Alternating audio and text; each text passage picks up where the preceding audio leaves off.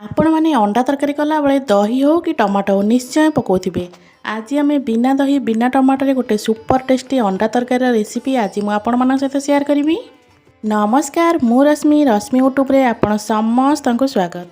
आज आम बिहारी स्टाइल अंडा तरकारी बनैबा। आशा करुँची आपण मानक भिडियोटी भल लगे। भिडियोटा को फुल वॉच करेंगे, भल लगे लाइक करेंगे, शेयर करेंगे, चैनल नुआ थे चैनल को सब्सक्राइब निश्चय करेंगे। तो चलते एवं रेसिपीटा स्टार्ट करवा।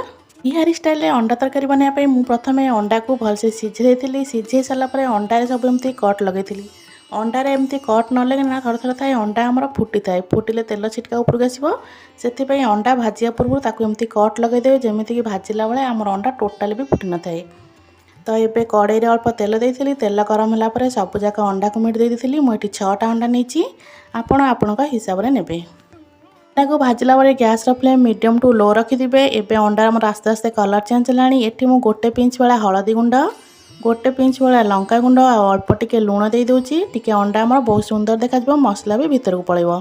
तो एबे आकु देई सारिकिना भल से भाजीदेवा। देखंतु आमर अंडाटा केते सुंदर भाव कलर चेंज हो गलानी, केते सुंदर मध्य देखा होची। एबे अंडा को काढी देबा गोटे प्लेट को। एठी मु गोटे कड़ाई बसैची। कड़ाई 3 ରୁ 4 ଚାମଚ भाया सोरिष तेल देइची। एबे से गोटा मसला सब देदेबा। गोटा मसला मुझे जीरा, तेजपत्र, लवंग, गोलमरीच आउ दालचीनी सब गोटा मसला को दे सारापर गोटे रू 2 सेकेंड पर्यंत भाजीदेवे टिके जमती जीराटा आम टे भलसे फुटीज। एबे एठी मु 2 चामच भाया रसुण दूची। रसुण को मुझे छेचिकी नहीं आपड़ चाहिए काटिकी नहीं पारे। बिहारी स्टाइल अंडा तरकारी रसुणटा हूँ तार मेन फ्लेवर।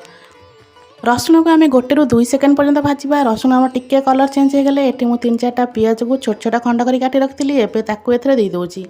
एबे पियाज को दे सारा पर रसुण और पियाज को मिसेकी ना भल से भाजबे जमी तार पूरा कलर ही चेंज हो। तो आपको 2 ରୁ 3 मिनट पर्यंत एमती भाजबे। गैस फ्लेम को हाई ही कर देथिबे। हाई फ्लेम रे 2 ରୁ 3 मिनट भाजला पर आमर देखंतु आस्ते आस्ते पियाजर कलरटा आमर चेंज होची।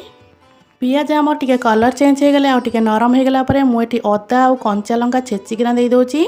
आपड़ ये लंका को स्किप करेंगे जदि आप बेसी राग खाऊ थे तो लंका ये नेबेनि खाली अदा छेचा ही नेबे। तो मुझे कंचा लंका और अदा को छेचिकिना नहीं ए कंचा लंका और अदा को देदेबा। एथिरे आकु देकिना मसला को भल से कसेबे जमीती मसलार कंचा स्मेलटा पड़ेबो। बिहारी स्टाइल अंडा तरकारी बनैले बेले गोटा रसुण देवाक जमा ही भूलेनि। मुझे 6टा अंडा नहीं 6टा अंडा 2टा रसुण देती।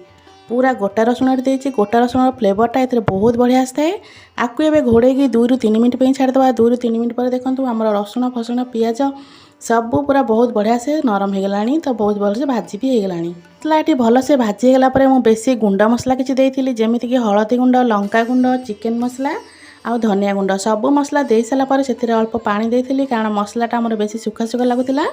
जेहेतु मसला तलू लगिज से अल्प पानी देकी भलसे कसेबे। मसला को 2 ରୁ 3 मिनट पर्यंत भल से कसेबे। एबे मसला को भलसे मु गोले देची। एबे से दे दूची स्वाद अनुसार लुण। लुण दे सारा पर मसला को टिके भल से गोले देबे। तापर ताकू घोड़े घोड़े ना 2 ରୁ 3 मिनट पे आम कसेया जमीती कि मसलार कंचा स्मेलटा पड़ेबो। मसलाटा बहुत सुंदर बास्ना आसी। मो मसला सहित लुण को भल भाव में मिसई देची। याकू एबे घोड़ेकिना 1-2 मिनट पे छाड़ीदबा। गैस फ्लेम को लो ही रखिथिबा, हाई रखिबनी ना मसला आमर जलीजिबो। एटी मोर 1 ରୁ 2 मिनट भाया हो गलानी। एबे मसला चेक करिया। देखंतु एटी मसला तेल सब छाड़ी गलानी। ता माने मसला एटी हमर पूरा परफेक्ट भाव में कसी हो गलानी। तो मसलाटा केते सुंदर देखा होची एटी देखंतु आपण माने। एबे हमर जेहेतु मसला पूरा बढ़िया से कसी हो गलानी एटी मु भाजिक रखिथिबा अंडा सब एथरे दे दोची। अंडा को दे सारा पर अंडा सहित मसला को भी टे गोले देबे। जेहेतु आम अंडार सब कट लगेइथिले मसलाटा भीतर को पूरा आराम से पड़ेबो आ अंडाटा खाया ना बहुत बढ़िया लगिबो। तो आपको ये भल से एमती गोले देबे। गोले सारापर से आम पानी ऐड करवा।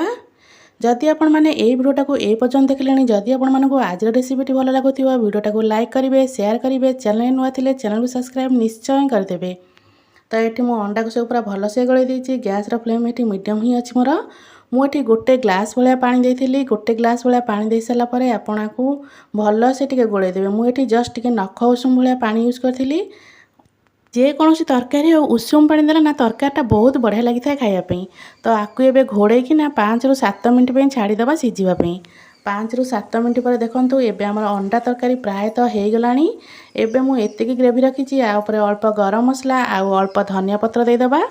आपण मैंने एमती अंडा तरकारी बन भात रुटी कौन भी खाई पारे। यहाँ सबुथि बहुत बढ़िया लगे। जदि आपको आज रेसिपीटी भल लगी भिडियोटा को लाइक करेंगे, शेयर करेंगे, चैनल नुआ थे चैनल को सब्सक्राइब निश्चय करदे। जय जगन्नाथ।